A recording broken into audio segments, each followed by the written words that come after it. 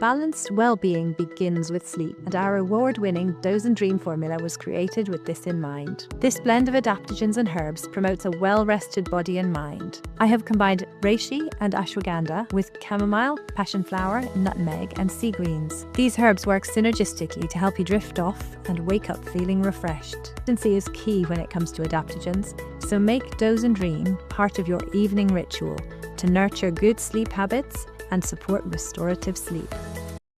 Tell me why being a woman in your 40s is defined by so much overwhelm and exhaustion. I think one of the reasons for this is because we underestimate the amount of fatigue that's being generated by our conditioning, and in particular, good girl conditioning. Hello and welcome to Notes on Vulnerability. My name's Alex and I'm a resilience coach. I'm here to help you find freedom from the things that are keeping you stuck in life and help you to actually start to thrive. I work with the mind and the nervous system, and I like making change really simple, straightforward, and so fucking satisfying. This is the first episode of season 4 of Notes on Vulnerability, in which you will find some fantastic interviews coming up with really interesting and inspiring people, as well as some shorter episodes like this one, which is all about me sharing the ideas and perspectives that I think we really need to hear right now. Because if there is one thing that I've realised as a coach, it's that we make life so much harder than it really needs to be.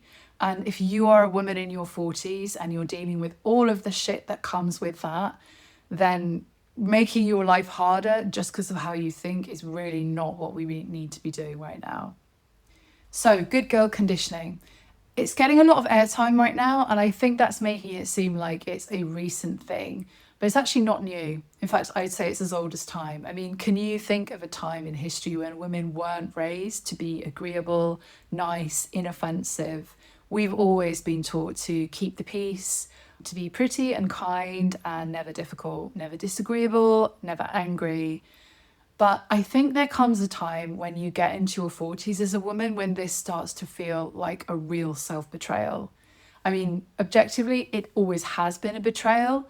But I think perhaps before you get to your 40s, it's possible to kind of force yourself not to notice the impact it's having on you before this point, because there is such a drive to not be seen as different or difficult, to kind of fit in. And, you know, maybe you're at that point before you hit your 40s getting a real kick out of hitting those life milestones and fitting in with society and kind of being part of that narrative. But then the estrogen starts dropping in your 40s, and with that, the people-pleasing starts to go a little. And maybe you just reach a point where you suddenly realise that it doesn't serve you to always put your needs last. Or maybe you get to a point where you are just constantly resentful. Maybe you're even experiencing a lot of anger and a lot of rage, and you cannot explain things except that it just feels so fucking unfair and exhausting, and you're just so fucking tired all the fucking time. And all of that is so uncomfortable to experience as a woman in your 40s, especially if you've got good girl conditioning, because you will have spent your life being steered away from feelings like resentment, from allowing yourself to experience healthy emotions like anger. And, you know, resentment especially is not something that society really approves of, and especially not in women. But, you know, maybe you started to notice a pattern that the anger and the resentment always seem to appear just after you've suppressed your needs, ignored your needs, hidden your true feelings, or maybe after you've set a boundary or someone has trampled all over your attempt to set one and you haven't held it. Exhaustion, anger, resentment, rage, disconnection, and anxiety. These are all signs that you are pushing against your good girl conditioning in your 40s, and it is having a bad impact on you. So my plea to you, whether you are in your 40s or not, is this: break all your ties to your good girl conditioning. Do it now. Do it as early as you possibly can. And I mean break all of them. No, it's not an easy thing to do, because obviously you have to be aware of where this is impacting your behaviour and your thoughts.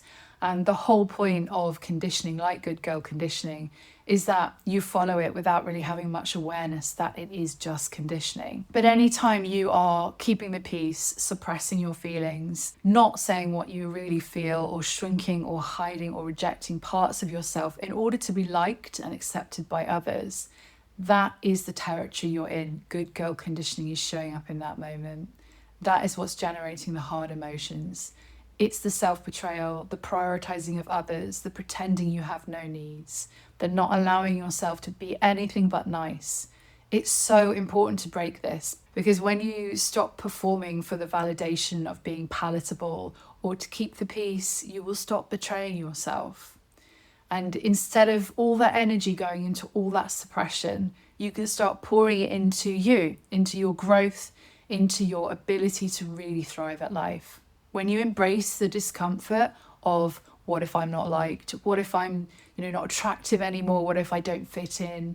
You'll finally stop performing for a society that expects you to stay small. Nothing will disappoint society more. And very few things will boost your confidence and self-esteem as much as doing this. But let's have a look at what good girl conditioning actually is.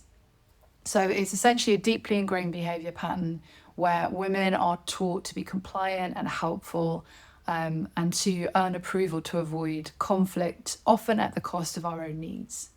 And you will find this reinforced everywhere that you look in our society, from religion to the disapproving headlines in the media about selfish child-free women, about the way that women who are being assertive at work are perceived as difficult rather than strong. And also, the whole tradwife movement, which is basically the good girl pro package. There is a huge cost to good girl conditioning, and I felt this myself. I've seen it in a lot of my clients as they enter midlife. I've mentioned it a little in terms of those really difficult feelings that tend to start increasing if you're doing it. But here's the full picture. So you're likely to have a lack of internal authority, so that decisions feel incredibly difficult for you if you've got good girl conditioning. You won't really know who you are or where you're going. Tension and resentment in relationships is so common if there's good girl conditioning, because you're not really communicating who you really are, but you also don't know how to set boundaries and hold them. And in fact, you've probably been taught that doing that will make you unlovable. Then there's the self-doubt and imposter syndrome that can really kick up with good girl conditioning, because you don't have any connection to your authentic self, and that leaves a huge gap to be filled by self-doubt and imposter syndrome. You're probably also stuck with zero intuitive direction or gut instinct. You're completely disconnected from yourself, so you just don't have that internal inner compass. There's no inner guidance. You'll probably be suppressing emotions like anger, resentment, fear, leading to feeling incredibly powerless in the world. Anger is healthy. We need it. It makes us feel powerful. And sometimes you can even make yourself sick from suppressing emotions. Perfectionism and shame kick in hard with good girl conditioning, and they can be crippling, and they can stop you from doing anything other than what you think you should do. Then there's the kind of ultimate end of the line with good girl conditioning. If you don't deal with it in midlife, you're going to end up with physical, emotional, mental burnout. And if you think about it, it makes sense, because if you've got good girl conditioning, you're overcommitting. You don't say no, you ignore your needs, and you ignore your nervous system, and you just keep pushing and pushing and pushing to keep up with what you think is required of you in order to be nice and acceptable and loved. And so eventually, burnout just takes over. All of this will take a huge toll on your physical and mental health, on your relationships with other people, and on how happy you can be in general as a human being. So given the huge and horrible impact of good girl conditioning, why on earth do we do it? I think the simplest answer is that we just don't know that there's another way. Women are taught to be good girls from such a young age, and the only alternative that gets presented to us is being a bad woman or an angry woman, or the woman who dies alone with her cats, all of which are painted as this absolute worst case scenario, lonely, sad, frightening. That's the threat that good girl conditioning holds over us, and like all of the patriarchy, really. And if you don't comply with that, then you will end up as one of those women, and bad things happen to them. That's the threat of good girl conditioning. It is pure social conditioning. It's not reality. It's not even backed up by anything other than fear-mongering and people trying to control you. Because the statistics have shown that women are healthier and happier when we break out of good girl conditioning, when we set boundaries, we're difficult, we take up space, we're angry, we actually end up having better relationships too. Social conditioning is this thing that's like shaped by cultural messages about what is expected of women and reinforced through media, family structures, religion, and wider societal norms. So it's where we find this long-standing narrative that positions women as more acceptable when we are being compliant and pleasant and self-sacrificing and nice. The thing about social conditioning is that you grow up thinking that it's reality. I know I certainly did, because it has such a strong influence over you and the people around you and like what you're taught to believe about the world. But it's actually just one version of reality that you are being presented with. It's not the only one, and it's not in any way objective. So sometimes being able to see past that kind of perspective can be incredibly liberating and give you a lot more freedom to be yourself. This is why if you identify as a woman, you really, really need to get rid of the good girl conditioning if you want to live a full and happy life. It's going to be a vital part of that to help you actually be authentically yourself and move through life with more ease. So how do you actually do it? Well, a lot of this comes down to developing your intuition, because without that internal guidance system, you are entirely at the mercy of what other people think, say, and expect, what you read in the media, what people pass down to you. The first place to start with this is to center your authority in yourself. Become your own authority on absolutely everything. You need to stop outsourcing opinions to other people. Stop asking people what they think. Ask yourself, what do you think? It's also important to get super quiet so that you can actually hear your intuition. I know that people find this difficult, but you need to get out of the habit of asking other people for advice, polling them, or seeking guidance on your life. Make your decisions yourself. And the main reason for this is that no one else can ever really give you advice that is right for you, because they're seeing your challenge or whatever you've brought to them through the lens of their own limitations, their own fears, what they are capable of or not capable of, but not you. So unless you're asking for advice on something like changing a plug, don't ask for advice on your life. You are the only person who is well placed to advise you.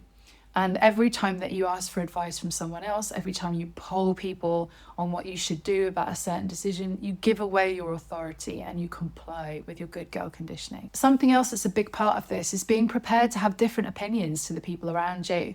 If you agree with everyone all the time, then you're not actually being yourself and you're not being authentic, and you are just being a conditioned people pleaser. You can also start to notice this kind of sense of discomfort when certain things happen or are said around you. This is your nervous system. It will give you signals that you are not comfortable with something through your body. That's the biggest sign that you're coming up against a thing which actually doesn't feel right to you.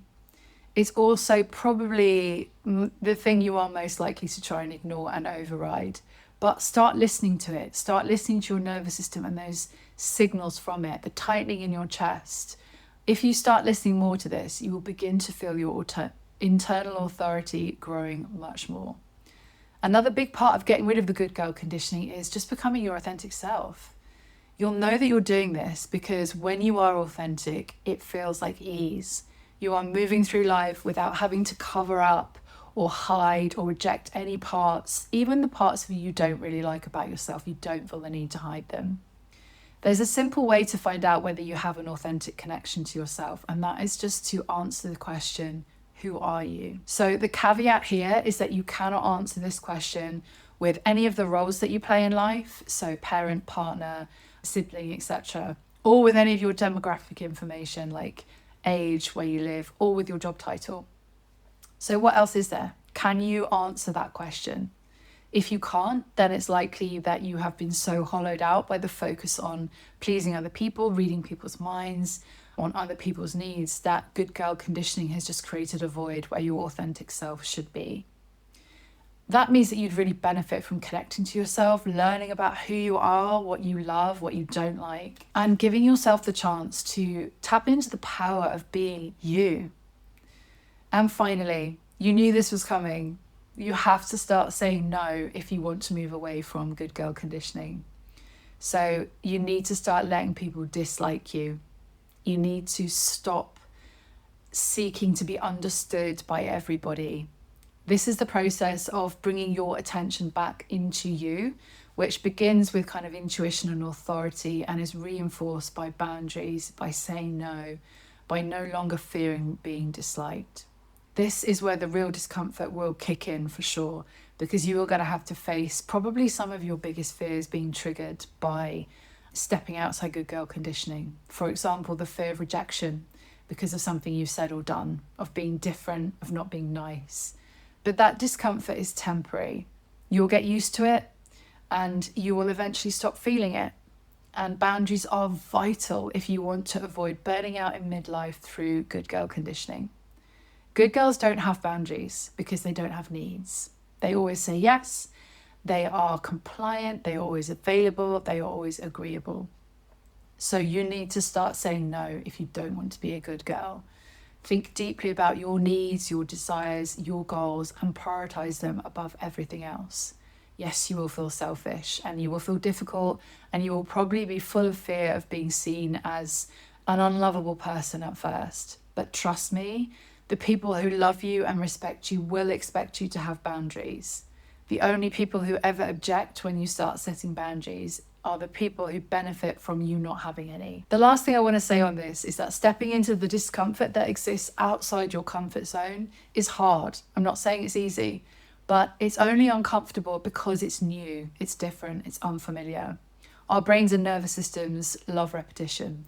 So when we start doing something a little bit different like this, there is always a moment when a little flag goes up saying, is this actually okay? Are we safe? That's the discomfort.